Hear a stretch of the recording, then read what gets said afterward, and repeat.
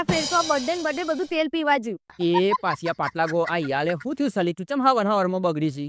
તારે હું વળી બીજાનો બર્થડે આવે ને તો હું સ્ટોરી મૂકું, ફોને કરું, મેસેજ કરું, અને મારો બર્થડે આવે ને તે હારા કોઈ સ્ટોરી નહીં મૂકતા, મેસેજ નહીં કરતા. અલ્યા બાપા એ બધું ચાલ્યા કરે એમાં કોઈ આપણે ખોટું ના લગાડવાનું હોય. ના ફેર તો નક્કી જ કરી લીધું હવે કોઈનો બર્થડે આવે ને તે મારે સેન્સોડાઇઝ રહેવું જ નહીં. સેન્સોડાઇન? અલ્યા બાપા તું ઇંગ્લિશમાં તું ચમ આવું ઠોકમ ઠોક કરી છે સેન્સોડાઇન એટલે હું એ જ નહીં ખબર પડતી મને યાર તું એનો મતલબ કે તો કોઈ ખબર પડે. અલ્યા તમારામ ચો બુધવારો છે તે તમને મારે ઇંગ્લિશ ની ખબર પડે. સેન્સોડાઇઝ એટલે લાગણીશીલ. અલ્યા એ અભણતી ગોરાઈ એને સેન્સોડાઇન ના કહેવાય એને સેન્સિટિવ કહેવાય. સેન્સિટિવ એટલે લાગણીશીલ. તો તું એમ કે હવે કોઈનો બર્થડે આવશે ને તો હું સેન્સિટિવ નહીં થાઉં એટલે કોઈના બર્થડે પ્રત્યે હું લાગણીશીલ નહીં થાઉં એમ કે આ સેન્સોડાઇન એટલે તો છે ને ટૂથબ્રશ નું નોમ છે. હું યાર તું એ ઠોકમ ઠોક કરીશ ઇંગ્લિશ.